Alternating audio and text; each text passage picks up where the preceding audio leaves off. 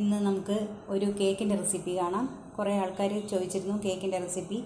അപ്പോൾ ഞാനിത് കുറച്ച് ദിവസം കഴിയട്ടെ എന്ന് വിചാരിച്ചങ്ങനെ പോയതാണ്.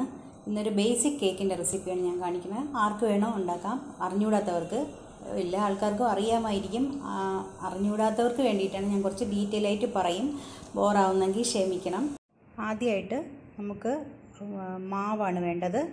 മൈദ അത് 2 കപ്പ്.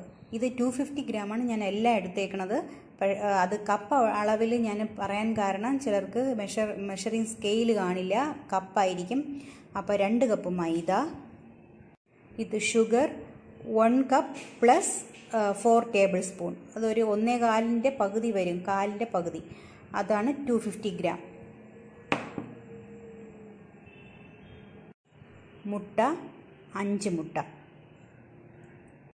പാല് 1/2 കപ്പ്. അത് നമ്മുടെ കണക്കിനനുസരിച്ച് മിക്സ് ചെയ്യണ സമയത്ത് അതിനനുസരിച്ച് ചേർത്ത് കൊടുക്കണം.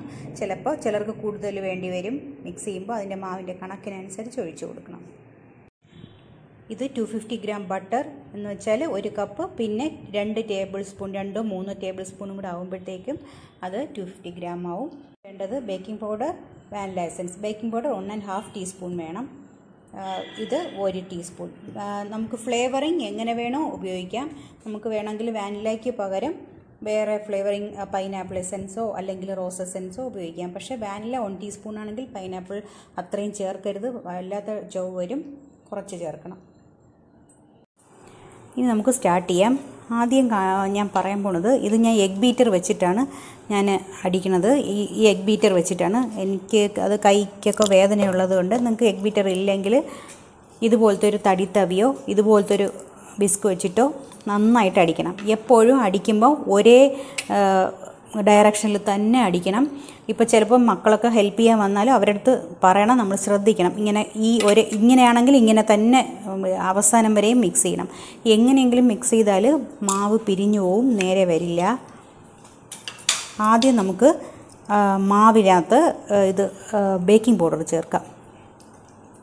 1.5 ടീസ്പൂൺ ബേക്കിംഗ് പൗഡറാണ് 2 കപ്പ് മാവിൽ ചേർക്കുന്നത്.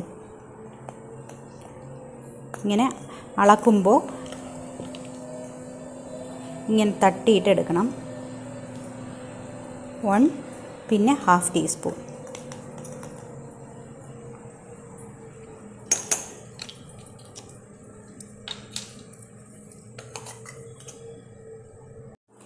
ഇതിനെ ഒന്ന് മിക്സ് ചെയ്ത് കൊടുത്തിട്ട് വയ്ക്കാം. ഇതിനെ 3 പ്രാവശ്യമെങ്കിലും അരിച്ചെടുക്കണം. എന്നാലേ ബേക്കിംഗ് പൗഡർ അതിൻ്റെ എല്ലാ ഭാഗത്തും ഒരുപോലെ എത്തും.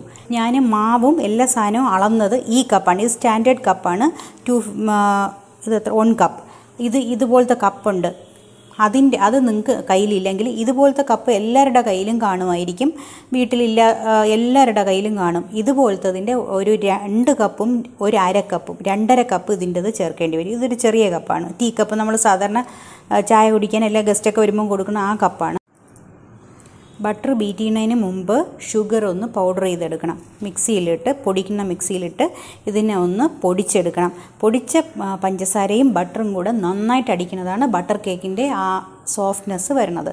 നമ്മൾ കൈകൊണ്ട് അടിക്കുമ്പോൾ ഏകദേശം ഒരു 20 മിനിറ്റിൽ കൂടുതൽ നന്നായിട്ട് അടിച്ചാലേ നമുക്ക് നല്ല ഫ്ലഫി ആയിട്ട് വരുള്ളൂ. അപ്പോൾ ഇത് പൊടിച്ചെടുക്കാം. നമുക്ക് ബട്ടറും ഷുഗറും കൂടെ ബീറ്റ് ചെയ്യാം. കുറച്ചിട്ട് വേണം ബീറ്റ് ചെയ്യാൻ.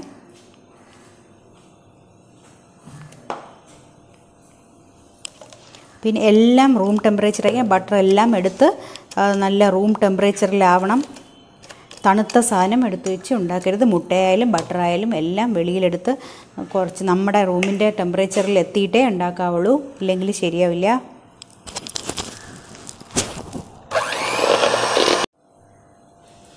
ഞാനിത് പകുതി ഷുഗർ ഇതിനകത്തിട്ട് അടിച്ചു കഴിഞ്ഞു. ഈ ബീറ്ററിൻ്റെ സൗണ്ട് വരാതിരിക്കാനാണ് ഞാനത് കാണിക്കാത്തത്.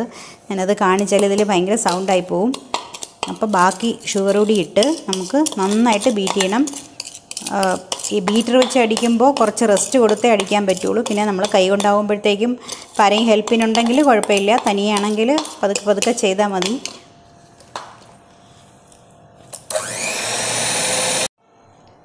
നമ്മൾ കേക്ക് ബേക്ക് ചെയ്യുന്നതിന് മുമ്പ് ഓവനായാലും ശരി, നമ്മളുണ്ടാക്കുന്ന കുക്കറോ അല്ലെങ്കിൽ വിറങ്ങി പാത്രമാണെങ്കിലും നമ്മൾ പ്രീ ഹീറ്റ് ചെയ്യണം. കുറച്ച് നേരം ഒരു 15 മിനിറ്റെങ്കിലും ചെറിയ തീയിൽ വെച്ചേക്കണം. ഓവനാണെങ്കിൽ പ്രീ ഹീറ്റ് ചെയ്യുക 180 ഡിഗ്രി അല്ലെങ്കിൽ 175 വെച്ചിട്ട്. ഓരോരുത്തരുടെ ഓവൻ ഓരോ മാതിരിയാണ്. അത് അങ്ങനെ പ്രീ ഹീറ്റ് ചെയ്തിട്ടേ ആകുള്ളൂ. അപ്പോൾ നമ്മളിത് ബീറ്റ് ചെയ്ത് ഏകദേശമായി. ഇനി കുറച്ചുകൂടെ അടിച്ചു കഴിഞ്ഞാൽ നല്ലതാവും. അത് കണ്ടോ, ഇങ്ങനെ ആവും.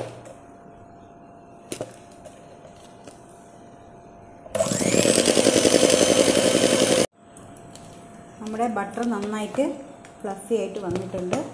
ഇനി നമുക്ക് മുട്ട ഓരോന്നായിട്ട് ചേർക്കാം.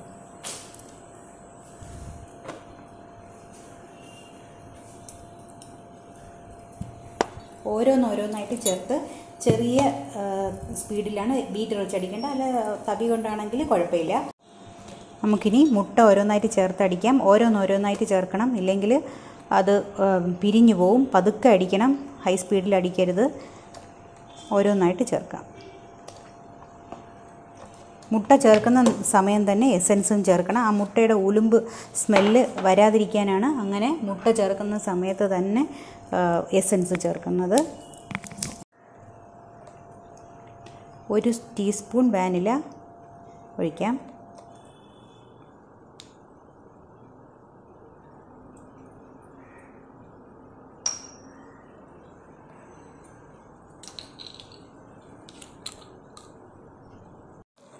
ഇനി നമുക്കിത് ബീറ്റ് ചെയ്യാം. ലാസ്റ്റ് മുട്ടയെ നമുക്ക് ചേർക്കാം.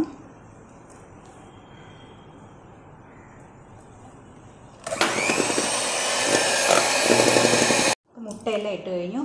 ഈ മുട്ട ചേർക്കുന്ന സമയത്ത് നമുക്ക് ഓറഞ്ചിൻ്റെ തൊലി ചുരണ്ടിയതോ നാരങ്ങയുടെ തൊലി ചുരണ്ടിയതോ നാരങ്ങ നീരോ ഒക്കെ ചേർക്കാം. പക്ഷേ ഓറഞ്ചിൻ്റെ തൊലിയും നാരങ്ങ തൊലിയും ചേർക്കുമ്പോൾ അതിൻ്റെ അകത്ത് വൈറ്റ് കളർ വീഴാണ്ട് നോക്കണം. വളരെ സോഫ്റ്റായിട്ട് ഉരച്ചിടണം. അപ്പോൾ കേക്കിന് നല്ലൊരു മണമൊക്കെ വരും.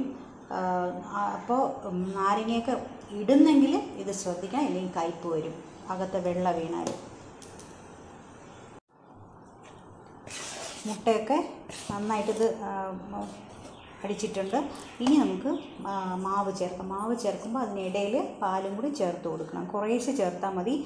ഒറ്റ പ്രാവശ്യമായിട്ട് ഇട്ട് മിക്സ് ചെയ്ത് കളയരുത്. കുറേശ്ശെ ഇട്ട് വേണം മിക്സ് ചെയ്യാൻ. ഇതിപ്പം അടിച്ച് ഫ്ലഫിയാക്കി വെച്ചേക്കുന്നത് കൊണ്ട് നമ്മൾ ഫോൾഡ് ചെയ്ത് വേണം ചേർക്കാൻ. കൂടുതൽ ഇങ്ങനെ മിക്സ് ചെയ്ത് അടിക്കരുത്. വളരെ പതുക്കെ മിക്സ് ചെയ്ത് കൊടുക്കണം. മാവ് ചേർക്കുന്നതിൻ്റെ കൂടെ കുറേശ്ശെയായിട്ട് പാലും ചേർത്ത് കൊടുക്കാം. മാവും പാലും മുഴുവനും ഞാൻ മിക്സ് ചെയ്ത് കഴിഞ്ഞു. ഇപ്പോൾ നല്ല കറക്റ്റ് ടെക്സ്ചർ ആയിട്ടുണ്ട്. അതുകൊണ്ടല്ലോ ഇതുപോലെ ആവും.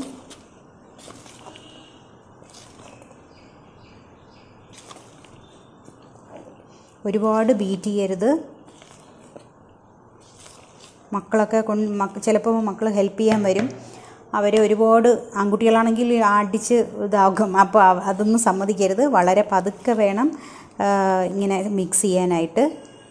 പിന്നെ കുട്ടികളുണ്ടാക്കുമ്പോഴത്തേക്കും അമ്മമാർ ചിലപ്പോൾ സമ്മതിക്കില്ല, കാരണം കിച്ചൺ കേടാകുമെന്നും പറഞ്ഞിട്ട്. അപ്പം മക്കളുണ്ടാക്കുകയാണെങ്കിൽ അവർ ഇത് ഉണ്ടാക്കി കഴിഞ്ഞ് അത് കിച്ചൺ ക്ലീൻ ചെയ്തിട്ട് പോകണം. ഇല്ലെങ്കിൽ അമ്മമാർ പിന്നെ ഒന്നും ഉണ്ടാക്കാൻ സമ്മതിക്കില്ല.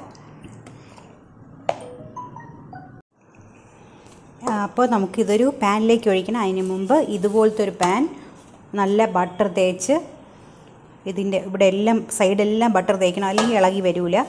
പിന്നെ ബട്ടർ തേച്ച ശേഷം മൈദ മാവ് കുറച്ച് അതിൽ ഇട്ട് കൊടുക്കണം. ഇട്ട് കൊടുത്തിട്ട് ഒന്ന് തട്ടി കൊടുക്കണം. ഇങ്ങനെ എല്ലാ ഭാഗത്തും മാവ് വരുന്ന രീതിയിൽ തട്ടി കൊടുക്കണം. എന്നിട്ട് എക്സ്ട്രാ മാവ് വരികയാണെങ്കിൽ അതിനെ അങ്ങ് തട്ടിക്കളഞ്ഞാൽ മതി. അതിൻ്റെ സൈഡിലെല്ലാം അത് വരണം. നമുക്ക് ഇതിലേക്ക് ഒഴിക്കാം. ഈ മാവ് വളരെ സൂക്ഷിച്ച് എല്ലാ ഭാഗത്തും വരണ രീതിയിൽ നമ്മൾ പരത്തി ഇതാക്കണ്ട. അത് തനിയെ അത് സെറ്റായിക്കോളും. ലാസ്റ്റ് ഒഴിച്ച ശേഷം ഒന്ന് ടാപ്പ് ചെയ്ത് ഇങ്ങനെ ഇടിച്ചു കൊടുക്കും. ഞാനിവിടെ ഗ്ലാസ് ടേബിൾ ആയതുകൊണ്ട് ഞാൻ അവിടെ കൊണ്ടുപോയി ചെയ്യുള്ളൂ. എല്ലാം ഇട്ട ശേഷം ഒന്ന് തട്ടി കൊടുക്കണം.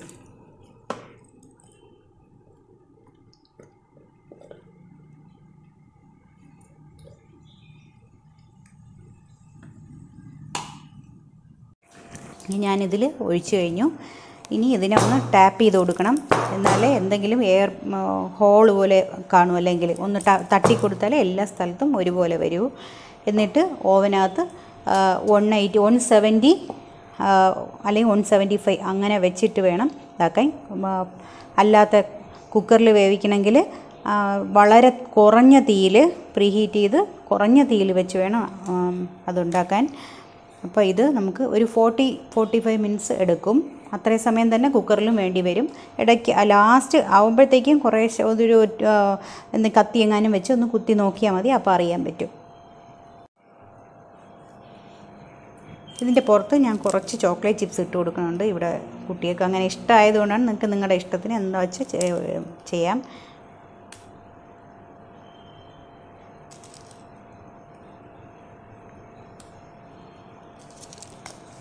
ഈ ചോക്ലേറ്റ് ചിപ്സൊക്കെ എല്ലാ സ്ഥലത്തും വാങ്ങാൻ കിട്ടും. പാത്രത്തിൽ വയ്ക്കുമ്പോൾ ഇതുപോലത്തെ ഫ്രൈയിങ് പാൻ അല്ലെങ്കിൽ കുക്കറിനകത്ത് വേണമെങ്കിൽ കുറച്ച് ഉപ്പിടാം. ഉപ്പിട്ടിട്ട് അതിൻ്റെ പുറത്ത് ഇതേമാതിരി ഒരു റിങ് ഇട്ട് കൊടുക്കണം. റിങ് ഇട്ടിട്ട് അതിൻ്റെ പുറത്ത് നമ്മൾ മാവൊഴിച്ച പാത്രം ഇങ്ങനെ വെച്ച് കൊടുക്കണം. വളരെ കുറഞ്ഞ തീയിൽ വയ്ക്കണം. പിന്നെ മൂടി നല്ല ടൈറ്റ് അല്ലെങ്കിൽ നല്ല പുറത്ത് എന്തെങ്കിലും വെയിറ്റ് വെച്ച് കൊടുക്കണം. ഇങ്ങനെ അടച്ച് വെച്ചിട്ട് 40 മിനിറ്റ്സ് വളരെ കുറഞ്ഞ തീയിൽ. അതിന് മുമ്പ് നമ്മൾ മാവിൻ്റെ പാത്രം വയ്ക്കുന്നതിന് മുമ്പ് ഈ പാത്രം നന്നായിട്ട് ചൂടാക്കിയിരിക്കണം. പ്രീഹീറ്റ് ചെയ്യുമ്പം ഇങ്ങനത്തെ പാത്രത്തിലുണ്ടാക്കുമ്പോഴും ഒരു 15 മിനിറ്റ് കുറഞ്ഞ തീയിൽ വെച്ചിട്ട് പ്രീഹീറ്റ് ചെയ്തതിന് ശേഷം മാത്രമേ കേക്കിൻ്റെ പാത്രം അകത്ത് വയ്ക്കാവുള്ളൂ. അത് മറന്നു പോകരുത്. തണുത്ത പാത്രത്തിലെടുത്ത് വെച്ച് നമ്മൾ അങ്ങനെ വെച്ച് കഴിഞ്ഞാൽ കേക്ക് പൊങ്ങി വരില്ല. നമ്മൾ കേക്ക് വയ്ക്കുമ്പോൾ തന്നെ അതിനകത്ത് കറക്റ്റ് ടെമ്പറേച്ചർ ഉണ്ടായിരിക്കണം. അപ്പോൾ ഇങ്ങനെയാണ് പാത്രത്തിനകത്ത് വയ്ക്കുന്നത്. അപ്പോൾ ഇനി കുക്ക് ചെയ്ത് കേക്ക് വെന്ത് കഴിഞ്ഞിട്ട് നമുക്ക് നോക്കാം. നമ്മുടെ കേക്ക് റെഡി ആയിട്ടുണ്ട്. ഇതിൻ്റെ ബ്ലാക്ക് കളർ കാണുന്നത് ചോക്ലേറ്റ് ചിപ്സ് ഞാൻ ഇട്ടതിൻ്റെയാണ്.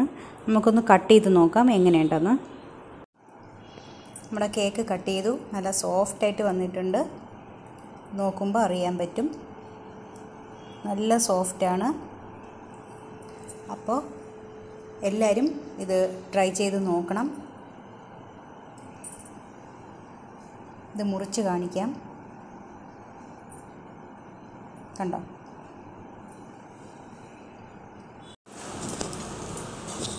ഇവിടെ ഇരുന്ന് ഇതെൻ്റെ ബാൽക്കണിയാണ്. ഭയങ്കര കാറ്റാണ്, ഇവിടെ ഇരിക്കാൻ പറ്റില്ല. അപ്പോൾ ഇന്നുണ്ടാക്കിയ കേക്ക് എല്ലാവർക്കും ഇഷ്ടമായെങ്കിൽ എല്ലാവരും ട്രൈ ചെയ്ത് നോക്കണം. എന്തെങ്കിലും ഡൗട്ട് വന്നാൽ കമൻറ്റ് സെക്ഷനിൽ ചോദിച്ചാൽ മതി, ഞാനതിന് മറുപടി തരാം. പിന്നെ വേറൊരു ദിവസം നല്ല വേറെ കേക്കുകൾ കാണിക്കാം. ഏത് കേക്ക് വേണമെന്ന് വെച്ചാൽ അത് നിങ്ങൾ പറഞ്ഞാൽ മതി. അപ്പോൾ ഞാൻ അതിൻ്റെ റെസിപ്പി കാണിക്കാം. അപ്പോൾ ഇന്നത്തെ റെസിപ്പി ഇഷ്ടമായെങ്കിൽ എല്ലാവരും ട്രൈ ചെയ്ത് നോക്കി അതിനെക്കുറിച്ച് കമൻറ്റിൽ പറയണം. ഉണ്ടാക്കിയോ ഇല്ലയോ എന്ന് എനിക്കറിയണ്ട, നിങ്ങൾ ഉണ്ടാക്കിയോ ഇല്ലയോ എന്നുള്ളത്. അപ്പോൾ അത് പറയണം. മുമ്പത്തെ റെസിപ്പികൾ പലരും ചെയ്ത് നോക്കി ഇഷ്ടപ്പെട്ടു എന്ന് പറഞ്ഞു. സന്തോഷം അത് കേൾക്കുമ്പോൾ. അപ്പോൾ ഇനി നല്ലൊരു റെസിപ്പിയുമായി വേറെ ദിവസം കാണാം. ബൈ.